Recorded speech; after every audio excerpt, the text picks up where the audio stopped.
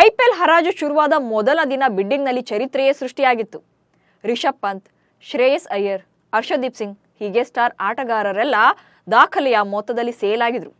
ಪಂಜಾಬ್, ಲಕ್ನೋ ಫ್ರಾಂಚೈಸಿಗಳೆಲ್ಲ ಬಲಿಷ್ಠ ಆಟಗಾರರನ್ನ ಬುಟ್ಟಿಗೆ ಹಾಕಿಕೊಳ್ತಾ ಇದ್ರೆ ಬೆಂಗಳೂರು ಫ್ರಾಂಚೈಸಿ ಮಾತ್ರ ಸೈಲೆಂಟ್ ಆಗಿತ್ತು. ಸೆಕೆಂಡ್ ಡೇನು ಕೂಡ ಅದೇ ರಿಪೀಟ್. RCB ಅಭಿಮಾನಿಗಳಂತೂ ಬಾಯಿಗೆ ಬಂದಂತೆ ಬೈಕೊಂಡ್ರು. ಈ ಸಲನು ಕಪ್ ನಮ್ದಲ್ಲ ಬಿಡ್ರೋ ಅಂತ ಮಾಲೀಕರಿಗೆ ಹಿಡಿಶಾಪ ಹಾಕಿದ್ರು.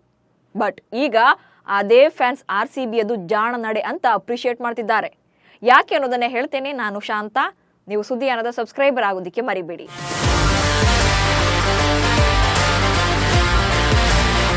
ಸೌದಿ ಅರೇಬಿಯಾದ ಜೆಡ್ಡಾದಲ್ಲಿ ನಡೆದ 2 ದಿನಗಳ ಮೆಗಾ ಹರಾಜು ಪ್ರಕ್ರಿಯೆಯಲ್ಲಿ 10 ಫ್ರಾಂಚೈಸಿಗಳು ತಮಗೆ ಬೇಕಾದ ಆಟಗಾರರನ್ನ ಖರೀದಿ ಮಾಡಿಕೊಂಡಿದ್ದಾರೆ. ಅದರಲ್ಲೂ ಲಕ್ನೋ ಮತ್ತು ಪಂಜಾಬ್ ಫ್ರಾಂಚೈಸಿಗಳು ದಾಖಲೆಯ ಮೊತ್ತದಲ್ಲಿ ಆಟಗಾರರ ಮೇಲೆ ಬಿಡ್ ಮಾಡಿವೆ. ಲಕ್ನೋ ಸೂಪರ್ ಜೈಂಟ್ಸ್ ತಂಡದ ಮಾಲೀಕರು ರಿಷಬ್ ಪಂತ್ಗೆ ಬರೋಬ್ಬರಿ 27 ಕೋಟಿ ರೂಪಾಯಿ ನೀಡಿದ್ರೆ, ಶ್ರೇಯಸ್ ಅಯ್ಯರ್ಗೆ ಪ್ರೀತಿ ಜಿಂಟಾ ಒಡೆತನದ ಪಂಜಾಬ್ ಕಿಂಗ್ಸ್ ತಂಡ 26.75 ಕೋಟಿ ರೂಪಾಯಿ ನೀಡಿ ಖರೀದಿ ಮಾಡಿದೆ. ಹಾಗೆ KL Rahul, Ishan Kishan, Jos Buttler, Mohammad Shami, Kagiso Rabada ಸೇರಿದಂತೆ ಮತ್ತೊಂದಷ್ಟು ಪ್ಲೇಯರ್ಸ್ ಉತ್ತಮ ಸಂಭಾವನೆ ಪಡೆಯುವ ಮೂಲಕ ಇತರ ತಂಡಗಳನ್ನು ಸೇರ್ಕೊಂಡಿದ್ದಾರೆ. ಬಟ್ ಬೆಂಗಳೂರು ಮಾತ್ರ ದೊಡ್ಡ ದೊಡ್ಡ ಮೊತ್ತದ ಆಟಗಾರರಿಗೆ ಹಣ ಸುರಿದಿಲ್ಲ. ಸ್ಟಾರ್ಟಿಂಗ್ನಲ್ಲಿ ಫ್ರಾಂಚೈಸಿ ನಡೆ ಬಗ್ಗೆ ಅಪೋಸ್ ಬಂದಿತ್ತಾದ್ರೂ ಈಗ ಗುಡ್ ಡಿಸಿಷನ್ ಅಂತಿದ್ದಾರೆ. ಅದಕ್ಕೆ ಕಾರಣ ಕೂಡ ಇದೆ. ಕೋಟಿಗಳ ಲೆಕ್ಕದಲ್ಲಿ ಹಣ ಸುರಿದ್ರೂ ಪ್ರದರ್ಶನದ ಬಗ್ಗೆ ಗ್ಯಾರಂಟಿ ಇಲ್ಲ. ಎಸ್, ಯಾವ ಆಟಗಾರನಿಗೆ ಎಷ್ಟು ಕೋಟಿ ಕೊಟ್ಟರು ಕೂಡ ಆತನಿಂದ ಪ್ರದರ್ಶನ ಹೇಗೆ ಬರುತ್ತೆ ಅಂತ ಗ್ಯಾರಂಟಿ ಇರೋದಿಲ್ಲ. ಒಂದೆರಡು ಮ್ಯಾಚ್ಗಳಲ್ಲಿ ಆಡಿ ಫಾರ್ಮ್ ಕಳ್ಕೊಂಡ್ರು ಕೂಡ ಅಚ್ಚರಿ ಇಲ್ಲ. ಹೀಗೆ ಸಾಕಷ್ಟು ಆಟಗಾರರ ನಿದರ್ಶನಗಳು ಕೂಡ ಇವೆ. ಅಷ್ಟೇ ಯಾಕೆ, ಇಡೀ ಸೀಸನ್ ಉದ್ದಕ್ಕೂ ಕೂಡ ಕಳಪೆ ಪ್ರದರ್ಶನ ನೀಡಿದವರು ಕೂಡ ಇದ್ದಾರೆ. ಫಾರ್ ಎಕ್ಸಾಂಪಲ್, ಲಾಸ್ಟ್ ಸೀಸನ್ನಲ್ಲಿ RCBಯಲ್ಲಿದ್ದಂಥ ಗ್ಲೆನ್ ಮ್ಯಾಕ್ಸ್ವೆಲ್ 2022 ಮತ್ತು 23ರಲ್ಲಿ ಉತ್ತಮ ಪ್ರದರ್ಶನ ನೀಡಿದ್ರು ಕೂಡ 2024ರ ಅವರು ತಲೆ ಡಕ್ಔಟ್ ಆಗಿದ್ದೇ ಬಂದಿತ್ತು. ಹೀಗಾಗಿ ಒಂದೇ ರೀತಿ ಸ್ಕಿಲ್ಸ್ ಇರೋ ಬೇರೆ ಬೇರೆ ಪ್ಲೇಯರ್ ಸಿಕ್ಕೇ ಸಿಗ್ತಾರೆ. ಓಕೆ, ಆಪ್ಷನ್ಸ್ ಯಾರು ಇಲ್ಲ ಅಂದಾಗ ಮಾತ್ರ ಪರ್ಸ್ ಖಾಲಿ ಮಾಡಿಕೊಂಡು ಖರೀದಿ ಮಾಡಬೇಕು.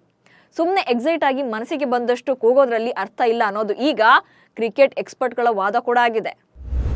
ಒಬ್ಬರಿಗೆ 27 ಕೋಟಿ ಕೊಟ್ಟರೆ ಉಳಿದವರು ಆಟಕ್ಕುಂಟು ಲೆಕ್ಕಕ್ಕಿಲ್ಲ. ಯಾವಾಗ ಒಬ್ಬ ಆಟಗಾರನಿಗೆ 20+ ಕೋಟಿ ಕೊಡೋಕೆ ಫ್ರಾಂಚೈಸಿಗಳು ಮುಂದಾಗ್ತವೋ ಆತನಿಂದ ನಿರೀಕ್ಷೆಗಳು ಕೂಡ ಅಷ್ಟೇ ಹೆಚ್ಚಾಗಿರುತ್ತೆ. ಇಡೀ ತಂಡದ ಕೊಡುಗೆ ಒಂದು ಕಡೆ ಆದ್ರೆ ಆ ದುಬಾರಿ ಪ್ಲೇಯರ್ ಹೇಗೆ ಪರ್ಫಾರ್ಮ್ ಮಾಡ್ತಾನೆ ಅನ್ನೋದು ಕೂಡ ಮ್ಯಾಟರ್ ಆಗುತ್ತೆ. ಅಷ್ಟೇ ಅಲ್ಲ, ಒಬ್ಬರ ಮೇಲೆಯೇ 25-30 ಕೋಟಿ ಕೊಟ್ಟು ಉಳಿದ ಜಾಗಕ್ಕೆ ಸಿಕ್ಕವರನ್ನ ತಗೊಂಡ್ರೆ ಆಗ ಗೆಲ್ಲೋದು ಸುಲಭ ಅಲ್ಲ. ಯಾಕಂದ್ರೆ cricket not A individual game, it's A team game. ತುಂಬಾ ಕಾಸ್ಟ್ಲಿನೂ ಅಲ್ಲ, ಹಂಗಂತ ಲೋ ಬಜೆಟ್ ಬೇಡ ಅಂತ ಎಲ್ಲರಿಗೂ 6, 8, 10, 12 ಕೋಟಿ ಹೀಗೆ ಒಂದಷ್ಟು ಸರಾಸರಿಯಲ್ಲಿ ಕೊಟ್ಟು ಬ್ಯಾಲೆನ್ಸ್ಡ್ ಟೀಮ್ ಕಟ್ಟಿದ್ರೆ ತುಂಬಾ ಒಳ್ಳೆಯದು. ಬಹುಶಃ ಇದೇ ಲಾಜಿಕ್ ನಲ್ಲೇ ಬೆಂಗಳೂರು ಫ್ರಾಂಚೈಸಿ ಬಿಡ್ಡಿಂಗ್ ನಲ್ಲಿ ಸ್ಮಾರ್ಟ್ ಆಟ ಆಡಿದೆ. ಕ್ಯಾಪ್ಟನ್ಸಿ ಖಾಲಿ ಇದ್ರೂ ಸ್ಟಾರ್ ಪ್ಲೇಯರ್ ಯಾಕೆ ಖರೀದಿಸಲಿಲ್ಲ?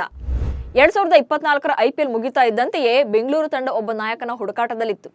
ಸೊ ಈ ಸಲ ಹರಾಜಿನಲ್ಲಿ ಖರೀದಿ ಮಾಡೋದು ಫಿಕ್ಸ್ ಅಂತಾನೆ ಹೇಳಲಾಗಿತ್ತು. ಅದರಲ್ಲೂ ಮೆಗಾ ಹರಾಜಿನಲ್ಲಿ ಕನ್ನಡಿಗ KL ರಾಹುಲ್ ಅವರನ್ನ ಕೊಂಡ್ಕೊಳ್ತಾರೆ. ಕನ್ನಡಿಗನೇ ಕ್ಯಾಪ್ಟನ್ ಅಂತ ಫ್ಯಾನ್ಸ್ ಕೂಡ ಥ್ರಿಲ್ ಆಗಿದ್ರು. ರಿಟೇನ್ ವೇಳೆ ಲಕ್ನೋ ಸೂಪರ್ ಜೈಂಟ್ಸ್ ತಂಡ ರಾಹುಲ್ ರನ್ನ ಕೈ ಬಿಡ್ತಾ ಇದ್ದಂತೆ ತವರಿನ ತಂಡಕ್ಕೆ ಕರೆತರುವಂತೆ ಕನ್ನಡದ ಅಭಿಮಾನಿಗಳ ಡಿಮ್ಯಾಂಡ್ ಕೂಡ ಜೋರಾಗಿತ್ತು. ಬಿಡ್ಡಿಂಗ್ ನಲ್ಲಿ RCB ಸಹ ರಾಹುಲ್ ಮೇಲೆ ಹಣವನ್ನ ಓಡೋಕೆ ಶುರು ಮಾಡಿತ್ತು. ಆದ್ರೆ ರಾಹುಲ್ ಅವರನ್ನ 10.75 ಕೋಟಿ ರೂಪಾಯಿವರೆಗೆ ಮಾತ್ರ ಬಿಡ್ಡಿಂಗ್ ಮಾಡಿ ಆ ನಂತರ ಕೈ ಬಿಡ್ತು. ಆ ಬಳಿಕ 14 ಕೋಟಿ ರೂಪಾಯಿಗೆ ದೆಹಲಿ ತಂಡ ಖರೀದಿ ಮಾಡಿತ್ತು. ಅಲ್ಲಿಗೆ ಬೆಂಗಳೂರು ತಂಡ ಒಬ್ಬರ ಮೇಲೆಯೇ ಫೋಕಸ್ ಮಾಡೋಕೆ ರೆಡಿ ಇರಲಿಲ್ಲ ಅನ್ನೋದು ಇಲ್ಲಿ ಸ್ಪಷ್ಟವಾಗ್ತಿದೆ. ಹಾಗಂತ ರಾಹುಲ್ ಏನು ಕಳಪೆ ಆಟಗಾರ ಅಲ್ಲ. ಅವರನ್ನ ಖರೀದಿ ಮಾಡಿದ್ರೆ ಹೆಚ್ಚೆಚ್ಚು ಲಾಭಗಳು ಕೂಡ ಇತ್ತು. ಕ್ಯಾಪ್ಟನ್ ಆಗಿ, ಒಬ್ಬ ವಿಕೆಟ್ ಕೀಪರ್ ಆಗಿ, ಓಪನರ್ ಆಗಿ ಅಥವಾ ಮಿಡಲ್ ಆರ್ಡರ್ ನಲ್ಲೂ ಕೂಡ, ಹೀಗೆ ಯಾವುದೇ ಸ್ಲಾಟ್ ನಲ್ಲೂ ಕೂಡ ಬ್ಯಾಟಿಂಗ್ ಮಾಡೋ ಕೆಪಾಸಿಟಿ ಅವರಲ್ಲಿತ್ತು. ವಿರಾಟ್ ಕೊಹ್ಲಿಗೆ ಕ್ಯಾಪ್ಟನ್ಸಿ ಕಟ್ಟಲು ಫಿಕ್ಸ್ ಆಗಿತ್ತಾ franchise? Yes, Bengaluru franchise bidding ವೇಳೆ ಕ್ಯಾಪ್ಟನ್ ಕ್ವಾಲಿಟೀಸ್ ಇರುವಂತ ಯಾವ ಪ್ಲೇಯರ್ಗೂ ಕೂಡ ಹೆಚ್ಚೆಚ್ಚು ಬಿಡ್ ಮಾಡೋಕೆ ಹೋಗ್ಲೇ ಇಲ್ಲ. ಕಡಿಮೆ ಮೊತ್ತಕ್ಕೆ ಸಿಕ್ಕರೆ ಸಿಗ್ಲಿ ಅಂತ ಸ್ಟಾರ್ಟಿಂಗ್ ನಲ್ಲಿ ರೈಸ್ ಮಾಡಿದ್ರು ಕೂಡ 10-12 ಕೋಟಿ ಮೀರಿದ ಮೇಲೆ ಕೈ ಬಿಡ್ತಾ ಇತ್ತು. ಇದಕ್ಕೆ ಕಾರಣ ಕೂಡ ಇತ್ತು. ಯಾಕಂದ್ರೆ RCB IPL ಮೆಗಾ ಹರಾಜಿಗೆ ಹೋಗುವ ಮುನ್ನವೇ ನಾಯಕನನ್ನ ಫಿಕ್ಸ್ ಮಾಡಿಕೊಂಡು ಹೋದಂತಿತ್ತು. ಹೀಗಾಗಿ ಸ್ಟಾರ್ ಪ್ಲೇಯರ್ ಸೇರಿದಂತೆ ಕಳೆದ ಬಾರಿ ತಂಡವನ್ನ ಮುನ್ನಡೆಸಿದಂತ ಫಾಫ್ ಡು ಪ್ಲೆಸಿಸ್ ಅವರನ್ನ ಕೊಳ್ಳುವಲ್ಲಿ ಇಂಟ್ರೆಸ್ಟ್ ತೋರಿಸಲಿಲ್ಲ. ಈ ಎಲ್ಲಾ ಬೆಳವಣಿಗೆಗಳ ಬಳಿಕ ಬೆಂಗಳೂರು ನಾಯಕತ್ವವನ್ನ ವಿರಾಟ್ ಕೊಹ್ಲಿ ಅವರಿಗೆ ಒಪ್ಪಿಸಿದಂತೆ ಕಾಣ್ತಾ ಇದೆ. ಅಥವಾ ತಂಡದಲ್ಲಿ ಇರುವ ಮತ್ತೊಬ್ಬ ಬೇರೆ ಆಟಗಾರನಿಗೆ ನಾಯಕತ್ವದ ಪಟ್ಟವನ್ನ ನೀಡೋ ಲೆಕ್ಕಾಚಾರ ಕೂಡ ಹಾಕಿಕೊಂಡಿದೆ. ಸೊ 18ನೇ ಸೀಸನ್ IPLಗೆ RCBಯನ್ನ ಯಾರು ಲೀಡ್ ಮಾಡ್ತಾರೆ ಅನ್ನೋ ಬಗ್ಗೆ ಕ್ಲಿಯರ್ ಪಿಕ್ಚರ್ ಟೀಮ್ ಮ್ಯಾನೇಜ್ಮೆಂಟ್ಗಿದೆ. ಬಟ್ ಎಲ್ಲೂ ಕೂಡ ಅದನ್ನ ಬಹಿರಂಗಪಡಿಸಿಲ್ಲ ಅಷ್ಟೇ. ಒಟ್ಟಲ್ಲಿ RCB ಟೀಮ್ನಲ್ಲಿ 8 ವಿದೇಶಿ ಪ್ಲೇಯರ್ ಸೇರಿದಂತೆ 22 ಆಟಗಾರರಿದ್ದಾರೆ. ಅದರಲ್ಲೂ ಈ ಸಲ ಹೆಚ್ಚೆಚ್ಚು ಬೌಲರ್ಸ್ನ ಪಿಕ್ ಮಾಡಿರೋದ್ರ ಜೊತೆಗೆ ಇದು ಪ್ಲಸ್ ಆಗಲಿದೆ. ಸೊ ನಿಮ್ಮ ಪ್ರಕಾರ ಬೆಂಗಳೂರು ತಂಡದ ಸೆಲೆಕ್ಷನ್ ಕರೆಕ್ಟ್ ಇದೆಯಾ ಅಥವಾ ಒಂದಿಬ್ಬರು ಸ್ಟಾರ್ ಪ್ಲೇಯರ್ಸ್ ಬೇಕಿತ್ತಾ ಅನ್ನೋದನ್ನ ಕಾಮೆಂಟ್ಸ್ ಮೂಲಕ ತಿಳಿಸಿ. ಹಾಗೆ ಸುದ್ದಿಯಾನವನ್ನು ಫಾಲೋ ಮಾಡಿ. ನಮಸ್ಕಾರ.